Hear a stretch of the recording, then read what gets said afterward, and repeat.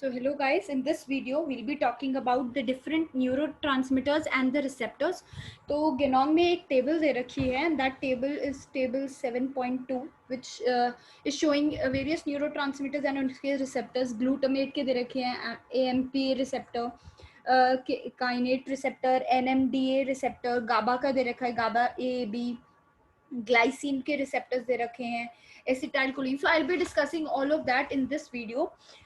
So starting on with introduction, so neurotransmitters, these are of two types. The neurotransmitters can either be excitatory neurotransmitter or inhibitory neurotransmitter.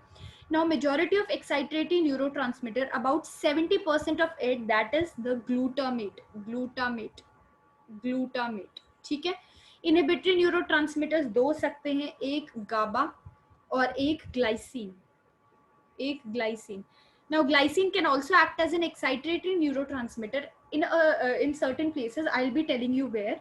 But inhibitory neurotransmitter majority GABA है. कहाँ पर है GABA? CNS में GABA है और spinal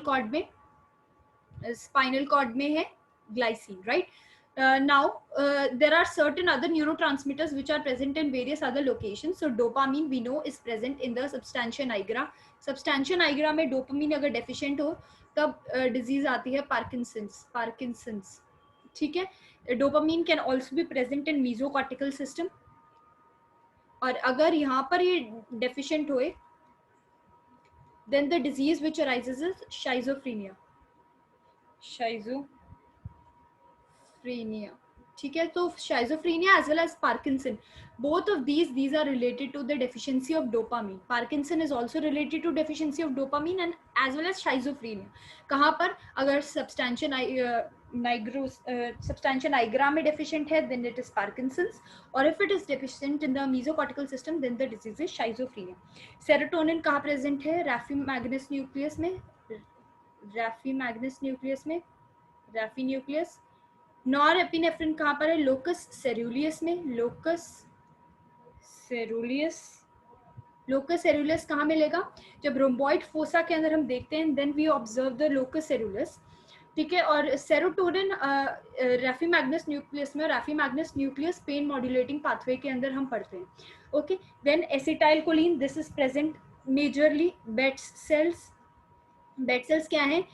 These are pyramidal cells of the cortex, cerebral cortex का. ठीक है. and also the basal forebrain. Then histamine, where it is released primarily the hypothalamus.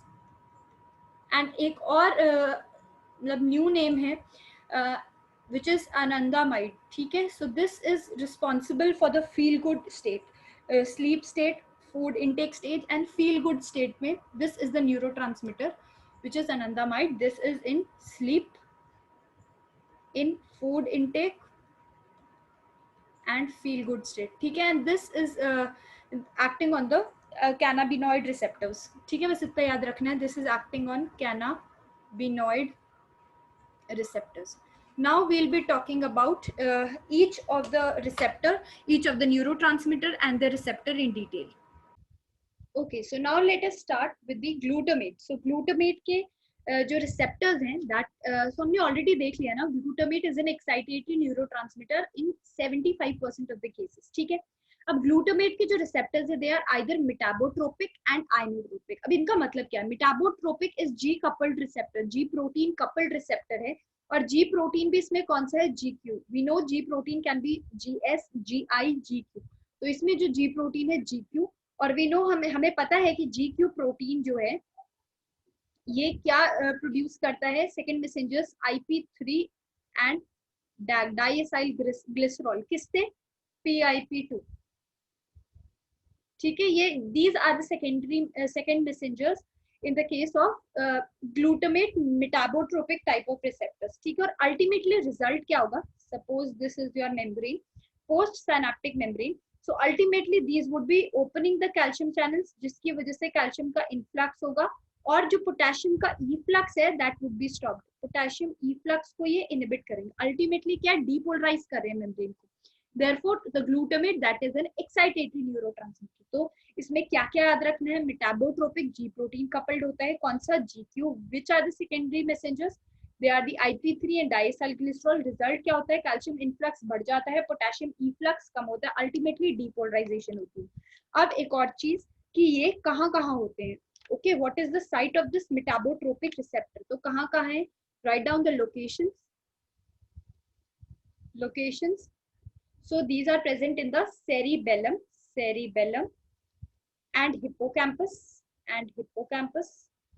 Also we know that the taste sensation, these are of 5 types, है ना। उनमें से एक test होता है यम्मी टेस्ट, जिसे कहते हैं यूमामी। यूमामी का मतलब होता है yummy taste, is a Japanese word. The umami taste sensation is also because of the metabotropic glutamate receptors. ठीक है, तो ये मेरे ख्याल से कहीं क्वेश्चन मैंने देखा था, so I'm telling you. Now we come on to the ionotropic type of glutamate receptors. Ionotropic मतलब channels हैं, so I'm erasing. Please take screenshot of it. Glutamate receptors, metabotropic, ionotropic. Metabotropic are G protein coupled receptors. ठीक है, now I'm erasing it.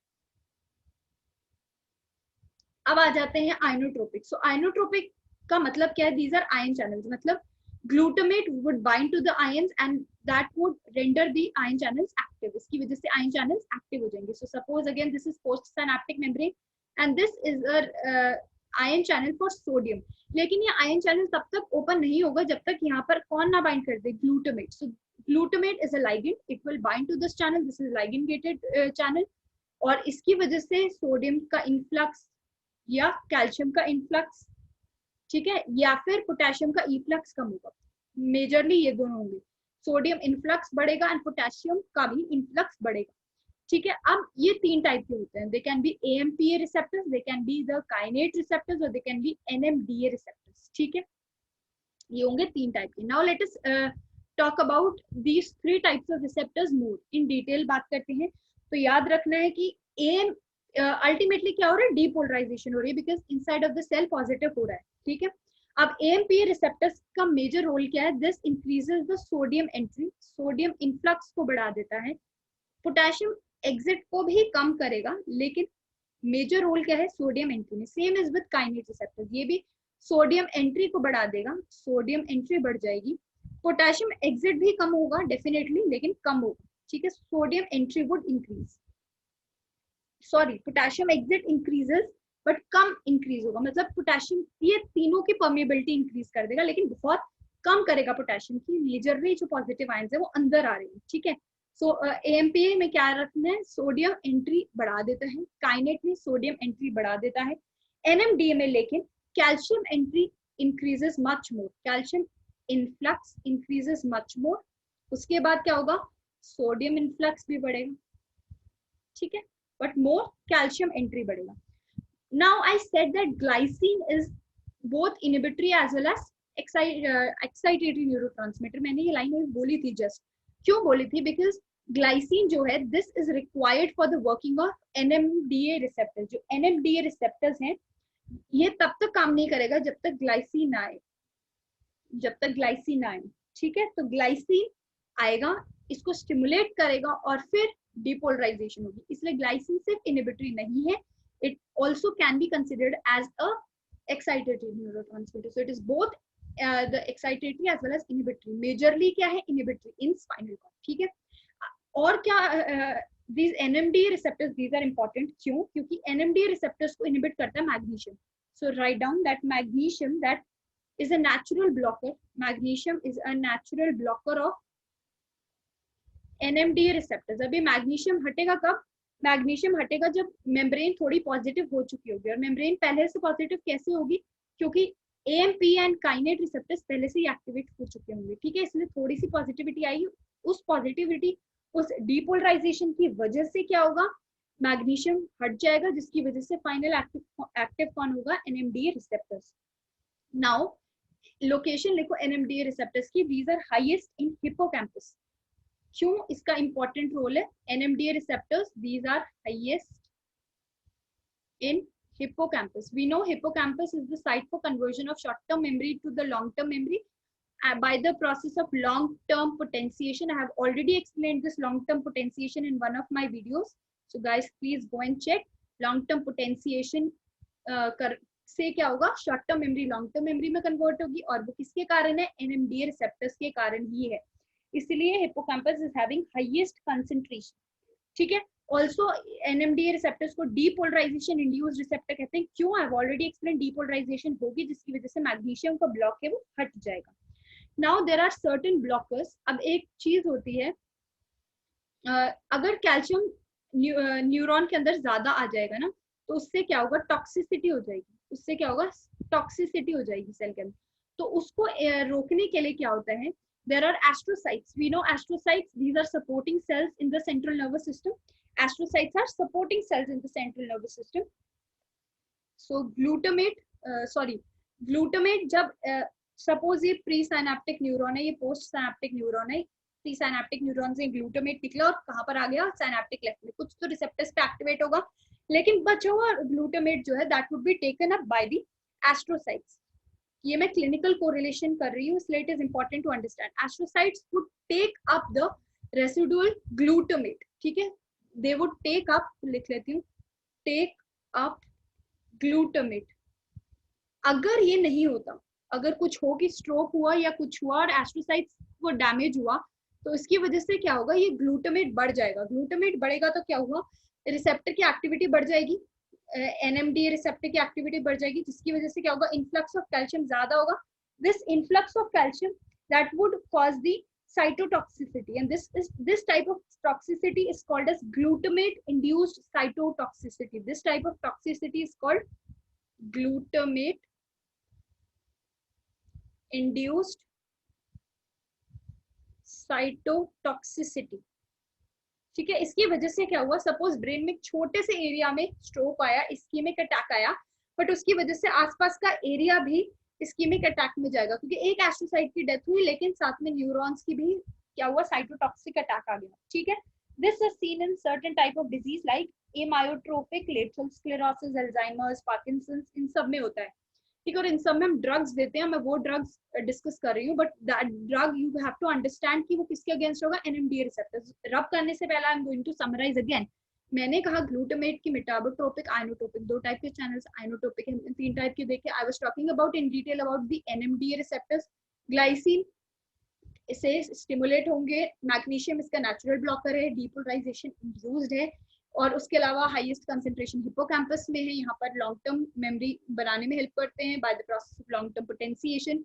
फिर मैंने कहा अगर जैसे कोई डिजीज है, स्ट्रोक है या समथिंग है, उसकी वजह से इस्कीमिक अटैक हुआ और एस्ट्रोसाइट डाई कर गए, एस्ट्रोसाइट्स क्या कर रहे थे, they were taking up the glutamate from the synaptic cleft, ठीक है, after the glutamate was acting, but due to the death of astrocytes क्या हुआ, ग्लूटामेट की कंसंट्रेशन बढ़ गई, जिसकी वजह से entry of calcium into post synaptic neuron है वो बढ़ गया, और इसकी वजह से क्या हुआ, कैल्शियम इंड्यूस्ड या फिर ग्लूटामेट इंड्यूस्ड साइटोटॉक्सिसिटी हुई। ये किन किन डिजीजेस में देख सकते हैं, वी कैन सी देम इन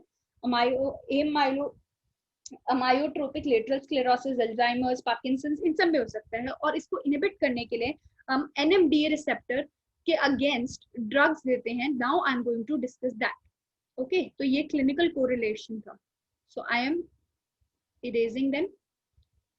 अब मैं यहाँ पर क्या लिखूंगी, I am going to write the drugs.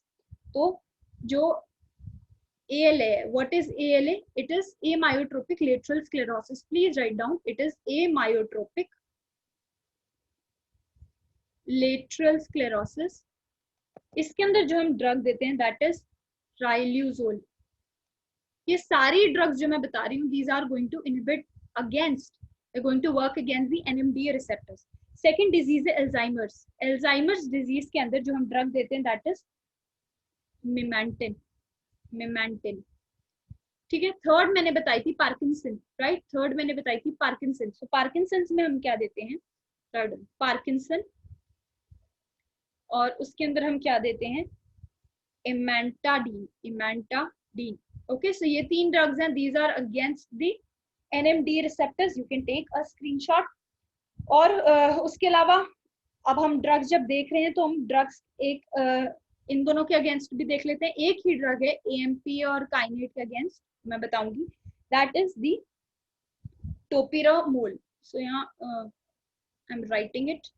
So against AMA and kainate receptor के अगेंस्ट जो ड्रग है दैट इज टोपिरामोल, टोपिरामेट होता है शायद, टोपिरामेट, ठीक है, तो अभी तक मैंने इसके अगेंस्ट ड्रग्स बताई 3 केस में, amyotrophic lateral sclerosis, Alzheimer's and Parkinson's, और एक ड्रग बनाई एएनपीए और काइनेट रिसेप्टर्स के अगेंस्ट। तो ये हो गया glutamate. Now let us come on to next neurotransmitter which is GABA. हमने देखा कि गाबा क्या है, गाबा क्या है, inhibitory neurotransmitter in central nervous system. इसके रिसेप्टर्स होते हैं A, B and C, A, B and C. Again A and C in this, या ऐसे लिखो, इसमें लिखो दो कैटेगरीज बनाओ, ionotropic again and metabotropic. Metabotropic हर जगह क्या होगा, जी कपल्ड होगा, ठीक है। Ionotropic, right on GABA A and GABA C receptors, these are ionotropic type. And metabotropic कौन सा बचा, बी। मेटाबोट्रोपिक क्या होगा, जी इनहिबिटरी होगा, ठीक है, जी इनहिबिटरी होगा। मतलब अल्टीमेटली क्या करेगा, जी इनहिबिटरी। अगेन वो exit of potassium, exit of potassium जो है उसको बढ़ा देगा। Exit of potassium, potassium cell से बाहर जाएगा तो हाइपर पोलराइज स्टेट होगी, अगेन इनहिबिटरी। और जो आइनोट्रोपिक है ए एंड सी, ये क्या करेंगे, these are causing the entry of chloride, entry of chloride, ये क्लोराइड की एंट्री करवाएंगे। मेटाबोट्रोपिक पोटेशियम की एग्जिट, क्या करवाएंगे, पोटेशियम की एग्जिट करवाएंगे। दोनों ही केस में interior of the cell that is becoming more negative, that is becoming more negative. अब इसमें एक पॉइंट जो बहुत इंपॉर्टेंट है, type C type of GABA, this is exclusively seen in retina, exclusively seen in retina, this point is important, I am repeating, GABA type C is exclusively seen in retina. now glycine receptor भी यहीं पर cover करते हैं, मैं सारे नहीं cover कर रही, मैं 3 ग्लूटामेट, गाबा एंड ग्लाइसिन ही कवर कर रही हूँ। एंड रिमेंबर ग्लाइसिन का एक ही रिसेप्टर होता है which is ionotropic, ionotropic, and you can guess ionotropic, इसका मतलब वो क्लोराइड चैनल होगा and that would increase the entry और influx of chloride, so it will cause the influx of chloride. जब भी कोई नेगेटिव आयन सेल के अंदर आएगा that would result in more negativity inside which is causing hyperpolarization, या फिर कोई पॉजिटिव बाहर जाएगा तब भी सेम होगा, ठीक है। सो these are the actions of the few of the receptors and their neurotransmitters and their receptors. So this was all for the video. I hope you understand the significance of it because the important cheez hai kafi. Thank you guys. Please like the video, subscribe to my channel and share amongst your friends. Thank you.